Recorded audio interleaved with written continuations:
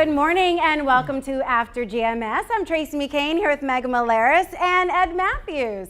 It's the M crew back together again. Yes. We missed you, Meg. Oh, thank you. Yeah, I had a nice week off with family and friends, but missed you all too, and good to be back. It is a busy news day, especially as we track what is now Tropical Storm Ida. Ed, can you explain where she is now and what kind of an impact she could have on the Triad? Absolutely. I can show you exactly where the storm is located now.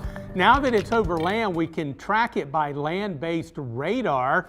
And as of 5 o'clock, and I should get an advisory, an updated advisory at 8 o'clock. And we always go over the 8 o'clock hour. So I'll be able to tell you the latest information. It will have weakened a little bit more probably at 8 o'clock. But at the 5 o'clock advisory, 85 miles southwest of Jackson, Mississippi, moving off to the north at 8 miles per hour. So it's not moving very fast, 60 mile per hour top winds. And all of those green polygons, and there are a bunch of them, are flash flood warnings. 10 to 15 inches of rain, and with the slow movement, some areas upwards of 20 inches of rain in the path of the remnant low. And I think it will become a remnant low later today or tonight, but it's still going to produce a lot of rain through the Tennessee and Ohio Valley. Here's where it's located now, again 95 miles southwest of Jackson, Mississippi. The forecast track has changed very little, moving to the north and then curving off to the northeast through the Tennessee Valley and the Ohio Valley. So it's going to curve to our west and then to our north. So not a direct pass by with the remnant low. However, we are going to get some moisture beginning Tuesday night and on through Wednesday and Wednesday night as that system initially passes west of the Triad, and then on, say, Wednesday, late Wednesday, and into Thursday, passes north of our area. Rainfall amounts, we're still kind of putting the pieces of the puzzle together, but a guarantee that the mountain locations of Virginia and western North Carolina could get several inches of rain on top of the rain that they got from the remnants of Fred. Remember, there was a good bit of flooding in the mountains of North Carolina from the remnants of that storm. And if we get several more inches, that's going to be problematic for the mountain locations. Here in the immediate Triad, I would say at the moment, this could change maybe a half, 3/4, and a few spots, maybe upwards of an inch of rain. That's kind of what we're looking at right now. We don't see any flooding problems in the Triad based on those rainfall amounts. What we do see is a slight chance, a marginal risk of severe weather beginning late Tuesday and extending through Wednesday. That's level 1.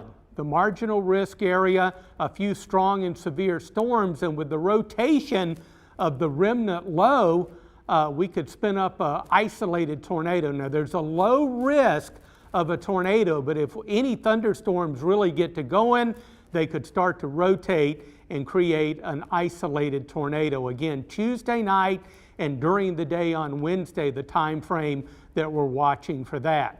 But in the meantime, generally hot and dry today and tomorrow. There could be a pop-up storm, but only a 20% chance. 94 today, 92 tomorrow. With the extra clouds and tropical moisture moving in, we'll drop it back into the mid-80s. What rain and storms we get will be Tuesday night through Wednesday night, and then we'll start a drying process as we go into Thursday and on into Friday and the weekend. And in the wake of the system, not only cooler low 80s, but some drier air will make it much, much more comfortable. Can't wait for that. Yeah, in the blink of an eye, we'll go 10 degrees above our average temperature to literally a few degrees below our average temperature, which will feel very different. But I think a lot of people are concerned about that severe weather alert that you said we are now under for Tuesday night into Wednesday morning. Right. And that's the worst possible time of day for us to be on alert for tornadoes because everyone is sleeping. So what should people have with them so that they are weather aware and prepared? Well, you should already have your severe weather game plan in place because we beg people to talk to your family, have a place to go, have a safe place to go in your house. Also, always the lowest level of your house. If you have a basement, obviously that's great. Not in the higher parts of your house. And you're absolutely right, Tracy. When we do have tornadoes, they're next to impossible to see, you know, with the darkness. Of course, we can see them great on our Doppler radar, and that's how we track them. And if we do have any, obviously we'll be on top of it. And I want to emphasize, this is a marginal risk. This is not a high risk. This is not going to be a tornado outbreak, but any thunderstorms that get strong enough with rotation could produce an isolated tornado. So beginning late Tuesday on through Tuesday night and Wednesday, stay with us on your News 2 weather app, and of course stay with us right here on air on WFMY News 2. If we do have any warnings for any flash flooding or any severe weather, whether it be a severe thunderstorm warning or a tornado warning, we'll let you know. But I can safely say at this point, it is a low risk, and we always like that. Absolutely. And now that you've given us an idea of what we can expect here, let's move our focus to what's happening on the ground in New Orleans. Yeah, as Bobby noted, he had heard that power is out to the entire city of New Orleans, and that is the case, at least at last check, from what we learned from our sister station there. Here's a look at how widespread the damage is, the outages are right now. Look at all that red. The city said a massive power failure means everyone not using a generator is in the dark. Incredible video here now as Ida moved through New Orleans. The wind and rain swirled around this building. You can hardly see the building in the backdrop. Storm surge is also a huge problem for many southern parts of the state. This is video from about 6 last night in Laplace, Louisiana, where you can see the water already dangerously high. Well, despite the storm, many frontline workers, first responders kept working right through that. Check out these Louisiana firefighters working a house fire and trying to stop the flames from spreading to other homes. Hospital workers caught scary moments, on film when part of the roof blew off. For now, everyone inside is safe, but patients will be evacuated to other hospitals sometime this morning. So we can see the impact, and that's just a small snapshot of the damage that's happening there. Flooding remains a major concern. And even though, as Ed mentioned, the tropical storm, well, it is now, has weakened to a tropical storm, doesn't mean that we're out of this threat area. So we really have to stay on guard, not only, here in the Carolinas, but anywhere that Ida is tracking.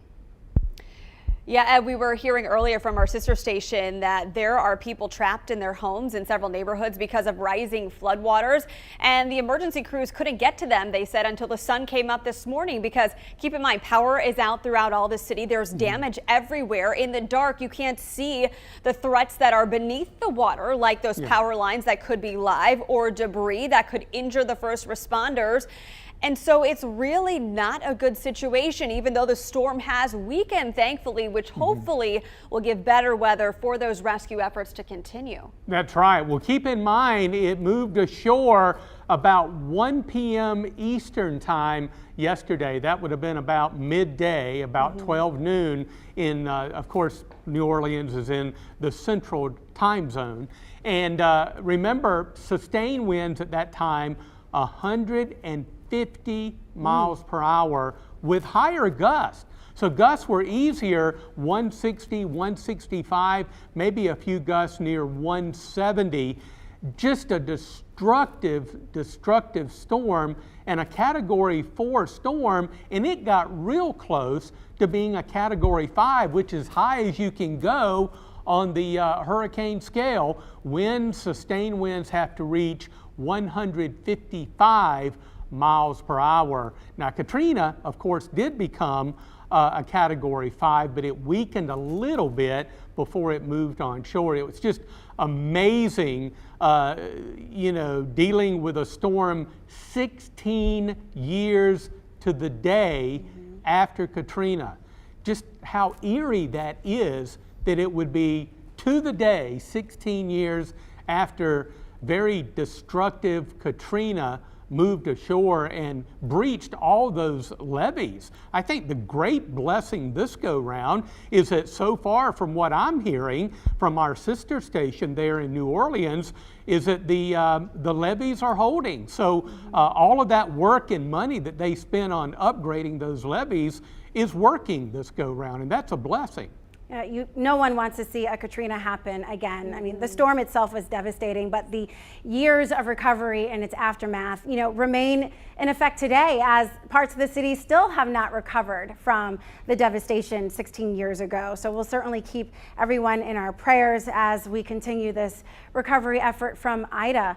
And I remember, in 2005 being a reporter in Massachusetts and seeing all of the rescue efforts going on and the people on top of their buildings waiting for choppers to come and rescue them. And then the amazing community support, from everyone up and down the East Coast, all around the nation, sending supplies and people to Louisiana and to Mississippi to help in that effort. So I know the human spirit is still alive and well, and I'm sure that will happen again.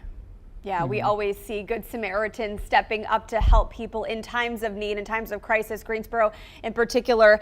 We did hear on our feed from Stacy Gabrielle, who said her family is in Laplace, Louisiana, and she has been unable to contact them. Stacy, we are thinking about you, praying for your family's safety.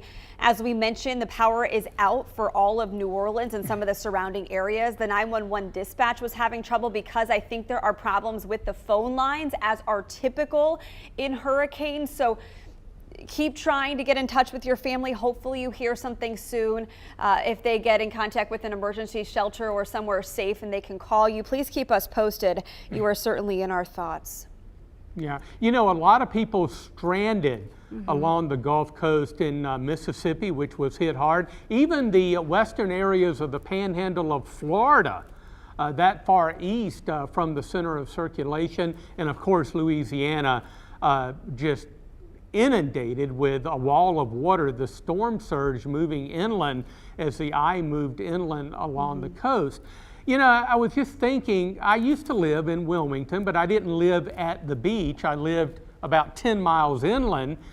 And, it's hard sometimes to get people to leave their home. And if I were put in that situation, I honestly don't know if I would leave or not. Now, my head is telling me, of course you leave, okay? I know the realities of hurricanes and severe weather, but when you're talking about your property, maybe your pets, your belongings, and things like that, but it is really smart just to leave it all behind, because all that can be replaced, but your life cannot be replaced. And I understand that there are a lot of people that are stranded that decided, for one reason or another, not to evacuate. But we always preach the sermon of evacuation is the smart thing to do. Yeah, flooding is very dangerous.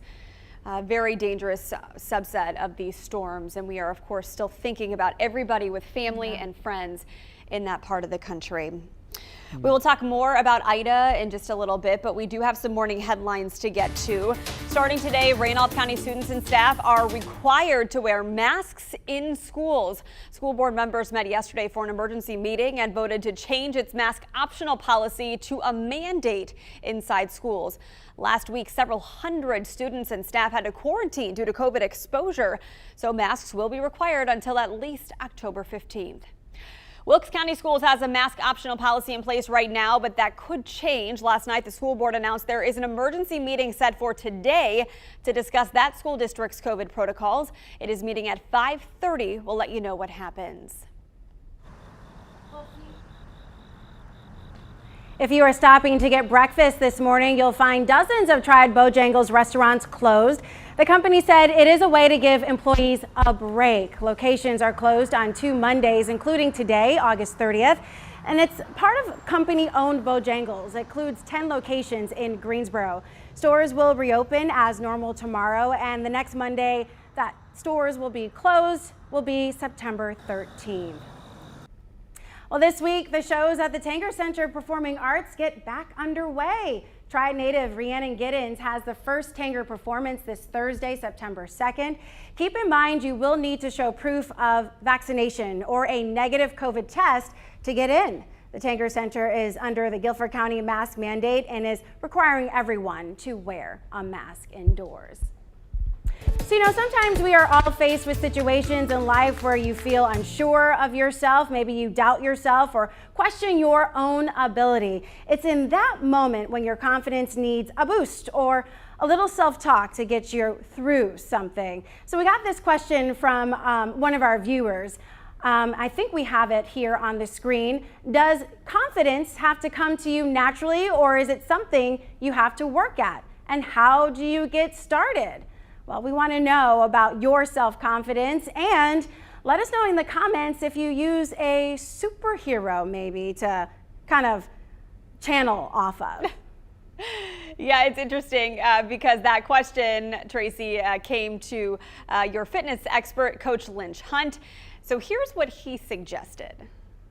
My secret weapon is to create alter ego, or what I call a superhero concept. Now listen, just like when you were a child and you believed you were Wonder Woman or Cinderella, or the guys we thought we were Incredible Hulk or Superman, look, I used to believe that I was Incredible Hulk. And to this very day, whenever I'm in a challenging situation or circumstance, I tell myself, Hulk, smash. And it gives me enough confidence to take the small step to do what I can. I love that. So one of Coach Hunt's tips was developing an alter ego. Which superhero do you look up to? His was Hulk. Mine, superhero, I'd say Catwoman, just because I thought she looked amazing in that little cat suit. Why not? And even though she didn't start off, on the right foot, she found some goodness and started, doing some great things for the city of Gotham, yes. As superhero stuff goes. But if it wasn't a superhero, I would say my role model, someone who I looked up to, is my mom. Yeah. She was just is always there for me and always has the right answer to every scenario possible. So. Yeah. I agree. I am going to go with my mom too. She's always been my role model. I always felt like she could do anything. She's the most thoughtful person I know. She's very selfless and loving, loves her 3 children above all else. And so very thankful for her. And I try every day in my own parenting to emulate some of the skills and mantras and values that she brought to our family as we were growing up. So Ed, I know you would give that a second or third too with your mama. Oh yes, indeed. My mom and dad. My dad was Superman, and my mom was is Superwoman. I suppose. I love them dearly, and they have provided for me and done so many wonderful things to kind of mold me into the man that I am today. But as far as superheroes, I would have to say Superman and Wonder Woman. Yeah, Wonder Woman used to have, her show. Not so bad on the eyes either. But I'll tell you what, she was tough. Man, she just had those bands on and she, like that, man, she was ready to go. Yeah. I remember that so clearly. Oh yeah, absolutely. And the capes were nice.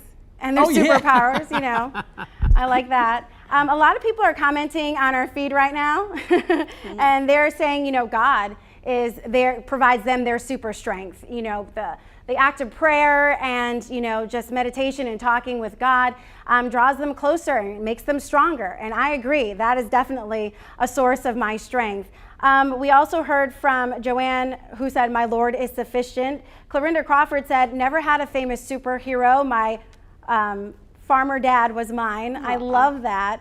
And Dana said my parents are my superheroes. And I agree, your parents are kind of like the benchmark, right? Can I accomplish all the things that not only they set out for me to do, but can I be like them? And it's hard to find another superhero outside of your parents. Well, yes, I think indeed. we found one right here. Ed Matthews is our superhero in times of crazy weather and times when we just need a calming, reassuring presence. Ed, you do have an update just in about Ida? Yes, I do, and I wanted to show you that before we go off the air. It has weakened more. This is a good thing. Winds are down to 45 miles per hour. It's still a tropical storm. The winds have to go under 40 miles per hour and it'll be a tropical depression.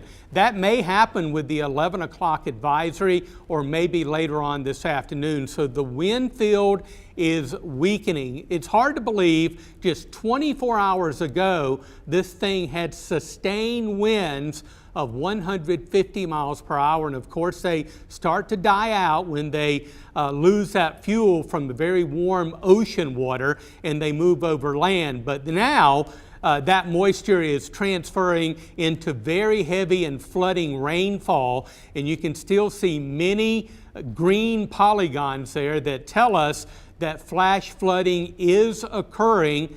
10 to 15 inches of rain, some areas upwards of 20 inches of rain in the path of the storm. And we'll continue to track it, and of course I'll have a full update on what we can expect here in the Piedmont from Ida coming up today on WFMY News 2 at noon.